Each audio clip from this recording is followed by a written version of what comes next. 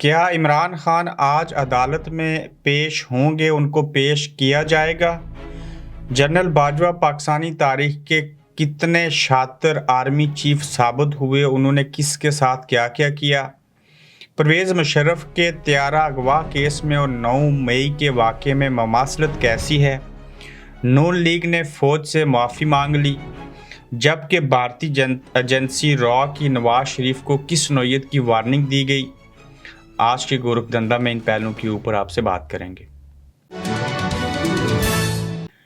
السلام علیکم، آپ دیکھ رہے ہیں گورکھ دھندا، ابرار قریشی آپ سے مخاطب ہوں۔ آج 25 ستمبر کو عمران خان صاحب کی عدالتوں کے اندر مختلف کیسوں میں پیشی تھی، اور بعض کیسز اس نوعیت کے ہوتے ہیں کہ اس میں جو ملزم یا مجرم ہوتا ہے ان کو پیش ہونا پڑتا ہے، پیش کرنا پڑتا ہے، لیکن اس بار یہ ہو رہا ہے کہ مجرم یا ملزم جو عمران خان ہے، قیدی نمبر 804، وہ پیش ہونا چاہتے ہیں، لیکن عدالتیں اور ادارے جو ہیں وہ چاہتے ہیں کہ عمران خان پیش نہ ہوں۔ حیرت ہے کہ ملزم اور مجرم خود پیش ہونا چاہتا ہے، لیکن عدالتیں اور پولیس اور ادارے جو ہیں وہ کہتے ہیں کہ ان کو پیش نہیں کرو۔ پورا دن یہ پاکستانی میڈیا کے اوپر، یعنی کہ سوشل میڈیا کے اوپر اور ٹویٹس کی گئی ٹویٹر کے اوپر کہ عمران خان جو ہے وہ آج پیش کیا جائے گا۔ اس میں لاجک یہ بتائی گئی کہ آج زیادہ امکان ہے کہ عمران خان کو جو جیلر سپرڈینٹ ہیں وہ دیکھا جائے گا کہ کب عمران خان کو بیرک سے نکالتے ہیں اور اسلام آباد کی عدالتوں میں پیش کریں گے، کیونکہ وہ دیکھنا چاہتے ہیں کہ آج بھی پاکستان کے عوام یا ان کے جو چاہنے والے ہیں، جب عمران خان کو ہم پیش کریں گے تو وہ کیا سوچیں گے، ان کو دیکھ کے کیا ری ایکشن آئے گا، کیا فیلنگز ہوں گی۔ تو ایک ٹیمپریچر جو ہے وہ چیک کیا جائے گا، چونکہ عمران خان کو 1 مہینہ اور 1 ہفتہ ہو چکا ہے جیل میں، تو اس وجہ سے ہو سکتا ہے کہ عمران خان کو آج عدالتوں کے اندر پیش کر دیا جائے۔ تو آپ کے بھی ذہن میں سوال ہوگا کہ اگر اس ٹیمپریچر کو چیک کرنا ہے، عوام کہاں پہ ہیں، کیا سوچتے ہیں، کیا کریں گے عمران خان کی ویڈیو، شکل، صورت اور تصویریں دیکھ کے، تو اس میں خبر یہ ہے جو میں نے نعیم حیدر پنجوتا صاحب سے بذریعہ میسج پوچھا اور کنفرم کیا کہ آج اس وقت میں رات کے پیر اس کو ریکارڈ کروا رہا ہوں برطانیہ وقت کے مطابق رات کے 9 بجے، اور یہ صبح 9 بجے پاکستانی ٹائم آپ اس کو دیکھ سکیں گے ویڈیو کو۔ تو انہوں نے یہ بات کنفرم کیا کہ عمران خان کو آج عدالت کے اندر جو ہے وہ پیش نہیں کیا جائے گا، یعنی کہ آج کیسوں کے اندر عمران خان جو ہیں وہ جیل میں ہی رہیں گے، ان کو عدالت کے اندر پیش کرنے کی نہ تو کوشش ہوگی، نہ ہی ان کو پیش کیا جائے گا۔ اس ایپیسوڈ کے اندر آگے بھی اور بڑی اہم خبریں ہیں، اس کو آخر تک سنیے گا، اور آج کا جو دوسرا ایپیسوڈ ہوگا وہ بھی بڑا امپورٹنٹ ہے، اس میں بھی آپ کو بے شمار انسائیڈ سٹوریز جو ہیں بتانے کی کوشش کریں گے۔ دوسرا نقطہ یہ ہے کہ جنرل باجوہ جو ہیں وہ آرمی چیف کتنے شاطر ترین ثابت ہوئے، ان کی تھوڑی سی ہسٹری کوشش کروں گا 2.5 سے 3 منٹ اس کے اوپر بات کی جائے۔ جنرل باجوہ کو 2 ایکسٹینشن ملی، ان کو نواز شریف صاحب نے آرمی چیف بنایا تھا، عمران خان جیسے بندے نے بھی ایکسٹینشن دے دی۔ جس نون لیگ کی انہوں نے حکومت ختم کی، اسی نون لیگ نے خفیہ اجلاس کر کے حلف لے کے مل کے جنرل باجوہ صاحب کی ایکسٹینشن میں ووٹ دے دیا تھا، اور آج وہی نون لیگ جو ہے وہ جنرل باجوہ کا جو احتساب ہے وہ چاہتی ہے۔ یہ تو آپ کو سمجھ آ گئی کہ جس باجوہ نے یا جن آرمی چیف صاحب نے سابق نے جو نواز شریف جن کو لائے، پھر نواز شریف کی حکومت انہوں نے ختم کی، ان کو سزا دلوائی، دھرنے کروائے، جوتے تک مروائے، جیل میں بھی ڈالا، پھر جیل سے رہا بھی انہوں نے کروایا، اور پھر عمران خان جو تھے انہوں نے بھی ان کو ایکسٹینشن دے دی، اور 2 بار انہوں نے ایکسٹینشن لی، اور اس طرح پاکستانی تاریخ میں بنا مارشل لاء لگائے جنرل باجوہ نے 7 سال جو ہے وہ حکمرانی کی، تقریباً 7 سال۔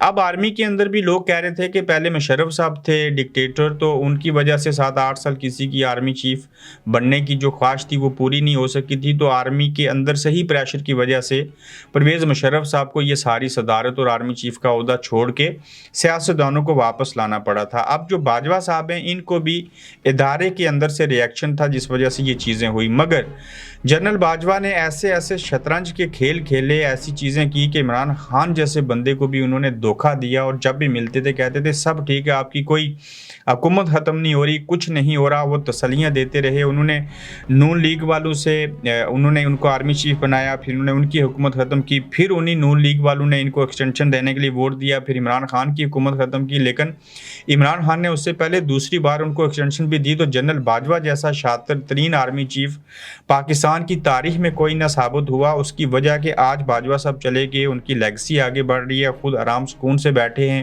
پورا ملک جو ہے اور پوری قوم جو ہے وہ اس عذاب سے گزر رہی ہے جو کچھ کھلواڑ انہوں نے کیے. یعنی کہ انہوں نے پیپلز پارٹی کو بھی دھوکہ دیا, نون لیگ کو دھوکہ دیا, انہوں نے عمران خان کو دھوکہ دیا. تو اس مینس کہ یہ شاطر ہیں, بلا کے زائن ہیں, تو بھلے اس چیز کی سزا جو ہے وہ پاکستان کے عوام کاٹ رہے ہیں, ملک کاٹ رہے ہیں, اداروں کو انہوں نے اپنے ادارے کو بدنام کیا اپنے ذاتی فائدے کی خاطر. اور جنرل باجوہ نے انکشاف کیا تھا کہ جب عمران خان کی حکومت نے مجھے ایکسٹینشن دینے کی بات کی تو میں خود حیران ہوا تھا. کیوں کہ ان کو پتا تھا میں نے ان کے ساتھ کیا کیا ہے یا کیا کر رہا ہوں یا کیا کرنے جا رہا ہوں, اس کے باوجود وہ مجھے ایکسٹینشن دے رہے ہیں. تو جنرل باجوہ کی ان حرکتوں سے کہا جا سکتا ہے کہ پاکستانی تاریخ کے سب سے شاطر ترین جو آرمی چیف سپہ سالار گزرے وہ جنرل باجوہ ہیں. پرویز مشرف صاحب کا جو طیارہ اغوا کیس تھا اور 9 مئی کا جو واقعہ تھا, اس میں مماثلت کیسے ہے؟ جو لوگ 2000 میں یا 1999 کے بعد پیدا ہوئے ہیں ان کو یہ بات سمجھانے کے لیے بہت ضروری ہے کہ پرویز مشرف صاحب کا طیارہ اغوا کیس اور 9 مئی کی مماثلت ان کو بتائی جائے. چونکہ ہم نے تو وہ چیزیں دیکھی, بھلے تب چھوٹے تھے لیکن ہم پڑھتے رہے, 16-17 سال جرنلزم میں ہو گئے, چیزیں دیکھی ہیں. ایک تو کنٹروورشل بات یہ ہے کہ طیارہ اغوا کرنا ہی نہیں چاہتے تھے نواز شریف فضا میں, اور ان کی جگہ کسی اور کو چیف نہیں لگانا چاہتے تھے. لیکن زیادہ تر لوگ یہ کہتے ہیں کہ نواز شریف صاحب پرویز مشرف صاحب جو ہیں ان کو آرمی چیف کے عہدے سے ہٹانا چاہ رہے تھے جب وہ سری لنکا سے آ رہے تھے, اور واقعی اس میں کچھ خرابیاں تھیں. جس طرح سے اس وقت طیارہ اغوا کیس کو ایک وجہ بنا کے نواز شریف صاحب کی حکومت 1999 میں ختم کر کے پرویز مشرف صاحب نے مارشل لا لگا دیا تھا, اسی طرح سے 9 مئی کا واقعہ کر کے یا جیسے کیسے بھی ہوا, چونکہ اس کی تحقیقات نہیں ہوئی تو اس کو میں مشکوک کہہ سکتا ہوں, عمران خان کو ڈیمالش کیا گیا اور آرمی جو تھی اس نے کنٹرول سنبھالنے کی طرف وہ آگے بڑھی اور ان کو کامیابی ہوئی. اسی طرح سے جنرل ضیاء الحق صاحب جو ہیں وہ جب دنیا سے چلے گئے تو ان کو بھی ود ان دا پاکستان اپنے ہی اداروں اور اپنے ہی لوگوں کی وجہ سے مارا گیا تھا. یہ ایک لمبی سٹوری ہے, اس سلسلے میں میرا اعجاز الحق جو ان کے بیٹے ہیں ان کے ساتھ انٹرویو دیکھ سکتے ہیں, اس میں بے شمار چیزیں ہیں کہ وہ کس طرح سے واقعات ہوئے تھے. تو ماضی کو دیکھا جائے تو حال میں بھی اور 19ویں صدی کے آخر میں اور آج 21ویں صدی 2023 میں بھی اس طرح کے واقعات ہوئے ہیں جس کو وجہ بنا کے سیاست کو, جمہوریت کو, پارلیمنٹ کو, سیاستدانوں کو اور پولیٹیکل پاورفل جو پارٹیز تھیں ان کو کنٹرول کیا گیا. اب اس کی ایک اور مثال دے دیتا ہوں کہ جب نواز شریف صاحب 2 تائی اکثریت سے آئے, ان کے ملک میں بالکل اکانومی اس دور کے حساب سے اچھی تھی, بلا شبہ کہ انہوں نے قرضے تھوڑے لیے یا زیادہ لیے. آپ دیکھیں کہ 2 تائی اکثریت سے پرائم منسٹر بننے والے کے لیے جو ایک جماعت تھی جس کا فیض آباد دھرنے کا کیس بھی 28 ستمبر کو ہو رہا ہے, یہ ضرور اگلا ایپیسوڈ دیکھیے گا کہ 28 ستمبر کو فیض آباد دھرنا کیس کیوں کھولا جا رہا ہے. یہ نواز شریف صاحب کے لیے آخری موقع ہے اور یہ کیس براہ راست قاضی فائز عیسیٰ نے کیوں کھولا اور اس کا تعلق کس نئے بیانیے کے ساتھ اور نواز شریف صاحب کو فائدہ کیسے ہوگا. میں واپس آتا ہوں کہ نواز شریف صاحب کی حکومت جو 2 تہائی اکثریت سے آئے تھے, 4 سال پورے 5 سال پورے نہیں کر سکے تھے, 4 سالوں کے اندر ان کو ختم کیا گیا, ان کو پھر جیل میں ڈالا گیا, ان کو جوتے مروائے گئے اور ان مولویوں کو لا کر دھرنا کروایا گیا. وہ ختم نبوت والا جو قصہ تھا اس کو چھیڑا گیا. اس کے بعد دوسری بڑی جماعت وہ بنی مولویوں کی جنہوں نے نون لیگ کا ووٹ بینک توڑا اور ان کو زیادہ ووٹ ملے. تو ہر دور کے اندر اس اسٹیبلشمنٹ نے ایسے مورے پیدا کیے, ایسے مولوی پیدا کیے, ایسے کام کیے کہ ان سے سیاستدانوں کو, ان کی پارٹیز کو, ان کی حکومتوں کو کمزور کیا گیا. اب آگے چل کے دیکھیے کہ عمران خان صاحب کو بالکل ملٹری اسٹیبلشمنٹ جو ہے, فوج جو ہے مینج کر کے لائی تھی بقول عمران خان صاحب کے کہ ان کی سیٹیں 40-50 کم کی گئیں. اس کی وجہ یہ ہوتی ہے کہ کوئی بھی وزیر اعظم جیسے کہ نواز شریف صاحب کو انہوں نے دیکھ لیا تھا, وہ دفاع کا بجٹ 22 ارب سے 28 ارب نہ صرف بڑھانا نہیں چاہتے تھے بلکہ وہ کہہ رہے تھے جو پہلے 22 ارب دیا ہے بتاؤ اس کو کہاں خرچ کیا. اور اسحاق ڈار کی اور نواز شریف صاحب کی ان سوالات کی وجہ سے ان کی آپس میں انبن ہوئی تھی. تو انہوں نے اس وجہ سے دیکھا کہ ادھر 2 تائی اکثریت سے آیا, اس کو کمزور کرو, کوئی آگے اور آیا تو یہ ہم سے سوال پوچھے گا دفاعی بجٹ کدھر گیا, آپ بجٹ زیادہ کیوں لینا چاہتے ہیں, جو آپ پیسے کماتے ہیں وہ کہاں پہ جاتے ہیں. تو مشرف صاحب کے دور سے لے کے آج تک چھوڑ دیجیے ضیاء الحق, ضیاء خان, ایوب خان کا دور حکومت, تو ہمیشہ سے ملٹری اسٹیبلشمنٹ نے سیاستدانوں کو کمزور رکھا ہے, اپنی بیعت کروائی ہے اور ان کو مینج کیا ہے. الگ بات ہے کہ 2023 کے اندر پاکستان تحریک انصاف کا بھی انہوں نے کچمبر نکال دیا, مگر عوام جو ہیں وہ ایک پارٹی کے ساتھ اکثریت میں کھڑے ہو چکے ہیں. اب دیکھتے ہیں کہ یہ جنگ آگے کہاں تک جائے گی اور کس حد تک یہ چیزیں بڑھیں گی.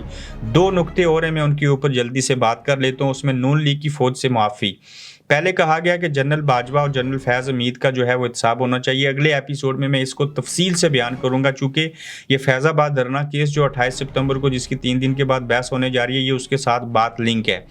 अब नवाज शरीफ साहब कहते हैं कि इनका एहतसाब उनका होना चाहिए लेकिन बाकी फ़ौज का नहीं होना चाहिए। शहबाज शरीफ कहते हैं कि बिल्कुल ऐसे नहीं होना चाहिए, एहतसाब इनसे बाहर निकलें।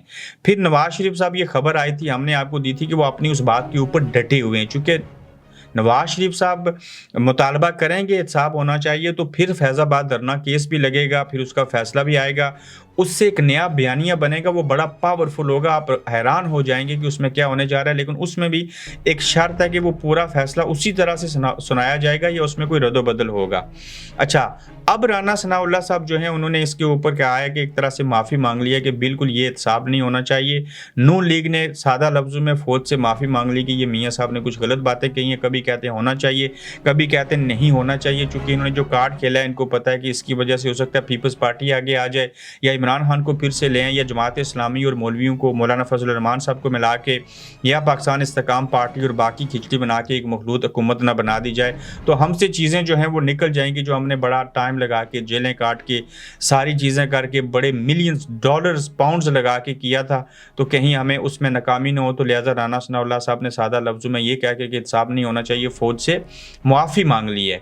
अब देखिए कि भारतीय एजेंसी रॉ ने नवाज शरीफ साहब को वार्निंग दे दी है। आखिर उनका क्या तल्लक? चूँकि नवाज शरीफ साहब ने पाकिस्तान आना है, उस सूरत में आना है जब अपने बयानिए पे कायम हैं, तो फिर तो नहीं आ सकते। बयानिया छोड़ देते हैं तो आ सकते हैं। अब बयानिया छोड़ दें तो पाकिस्तान जाने का फ़ायदा कोई नहीं है। बयानिया ऑन रखें तो पाकिस्तान जा नहीं सकते। तो लिहाजा एक खबर बीच में चलाई गई सस्पेंस क्रिएट करने के लिए कि अगर हमें 21 अक्टूबर की तारीख बदलना पड़ी तो कुछ जवाब पेश करना पड़ा, तो हम बीबी शहीद की मौत को, उनके वाक़ये को वजह बना के एक पड़ोसी मुल्क की एजेंसी जो है उसके बयान का हवाला दे देते हैं, या उसके खाते में डाल देते हैं कि उन्होंने ये स्टेटमेंट दिया कि अगर नवाज शरीफ पाकिस्तान जाएंगे तो उनको बेनज़ीर भुट्टो शहीद की तरह मार दिया जाएगा। तो ये वो लूप्स हैं, ये वो चीज़ें हैं जिनको क्रिएट करके कोशिश की जा रही है कि ऐसा वे इख्तियार किया जाए जब तक सारी सिचुएशन या पूरी डायरेक्शन क्लियर नहीं हो जाती, तब तक हम ये रखें जहन में कि हम अगर वापस गए तो हमें मार दिया जाएगा। तो लिहाजा सिक्योरिटी के खदशात को मद्देनज़र रखते हुए हमने ऐसे किया है। नवाज शरीफ साहब की जो वापसी है, उसका फ़ैसला, वो अहम दिन है उनके बयानिए का, उनकी वापसी का 28 सितंबर के काजी फायज ईसा ने ये केस क्यों खोला, इसका क्या फैसला आएगा, अगर ये फैसला आया तो क्या होगा। नवाज शरीफ साहब की वापसी 28 सितंबर के केस के साथ, उनकी सियासत का मैं वो मरकज़ जो है 28 सितंबर फैज़ाबाद धरने केस के साथ है। उनको वोट मिलने का तल्लक इसी केस के साथ है, उनके वज़ीर आज़म बनने का तल्लक इसी के साथ है। और इसके साथ एक और बड़ी चीज़ भी जुड़ी है। मैं कोशिश करूँगा कि सिर्फ उन दोनों नुकात के ऊपर तफसील से बात करके आपको गाइड करें कि फैज़ाबाद धरना केस क्यों खोला जा रहा है, और उसमें इंटेलिजेंस एजेंसीज, पाक फ़ौज के ख़िलाफ़ जो चीज़ें आई थी वो क्या हुआ, और अब फिर से इसको क्यों सुना जाएगा, और इसका बराह रास्त फ़ायदा जो है वो नवाज शरीफ साहब को कैसे पहुंचाया जाएगा। एक बहुत बड़ी कहानी। अपना ख्याल रखिए, अपना फीडबैक दीजिए। गुजारिश है कि हमारे यूट्यूब चैनल को जो है वो सब्सक्राइब करें। उसका नाम है गोरख धंधा विद अबरार कुरैशी। आप सर्च करेंगे तो वो आ जाएगा। फिर मिलेंगे आपसे।